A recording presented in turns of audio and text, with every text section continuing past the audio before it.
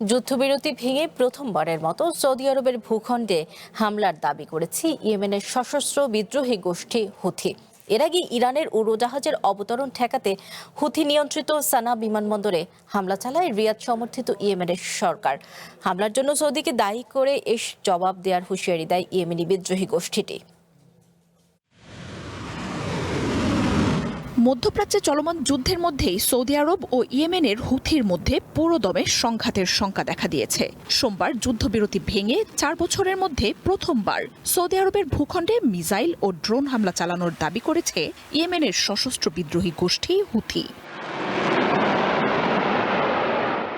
এর আগে ইরানি বিমান অবতরণ ঠেকাতে হুথি নিয়ন্ত্রিত সানা বিমানবন্দরে হামলা চালায় ইয়েমেনের সৌদি সমর্থিত সরকার। পরে বিমানটি হুথি নিয়ন্ত্রিত লোহিত সাগরের বন্দরনগরী হুদেইদাতে অবতরণ করে।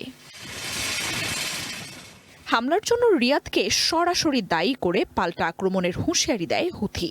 এরপরই সৌদি আরবের দক্ষিণাঞ্চলের আবহা বিমানবন্দরে ব্যালিস্টিক মিসাইল ও ড্রোনে হামলার দাবি করে গোষ্ঠীটি। সানা বিমানবন্দরে অবরোধ না তোলা পর্যন্ত সৌদির আকাশসীমায় বিমান চলাচলের সতর্কতাও জারি করেছে হুথি। সৌদির অপরাধমূলক আগ্রাসনের জবাবে আবহা ইন্টারন্যাশনাল এয়ারপোর্ট লক্ষ্য করে ব্যালিস্টিক মিসাইল ও ড্রোনে সফল সামরিক হামলা চালানো হয়েছে। সানা আন্তর্জাতিক বিমানবন্দরে বেপরোয়া হামলার সব দায় ও পরিণতি সৌদিকে নিতে হবে। সৌদির আকাশসীমা ব্যবহার করা সব বিমানকে সতর্ক করা হচ্ছে। মানবিক সহায়তার জন্য ইরানকে আমরা ধন্যবাদ জানাচ্ছি। নির্মাণে নাম্বার 1 শাহ সিমেন্ট।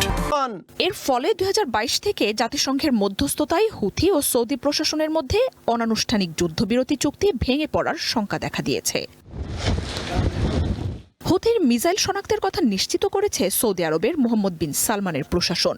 আমেরিকার সাথে চলমান যুদ্ধে জ্বালানি স্থাপনা সহ সৌদি আরবে বেশ কয়েকবার হামলা চালিয়েছে ইরান।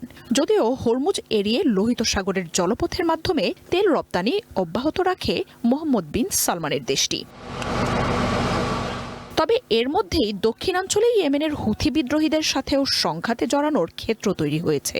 লোহিত সাগরের বাবল মানদেব সহ বিস্তীর্ণ অঞ্চলে আধিপত্য ধরে রেখেছে ইরান সমর্থিত গোষ্ঠীটি। বড় ধরনের সংঘাতে সৌদি আরবের জ্বালানি বাণিজ্য তাই চ্যালেঞ্জের মুখে পড়তে পারে। মার্জিয়া উপমা, ওয়ান ইন্টারন্যাশনাল ডেস্ক।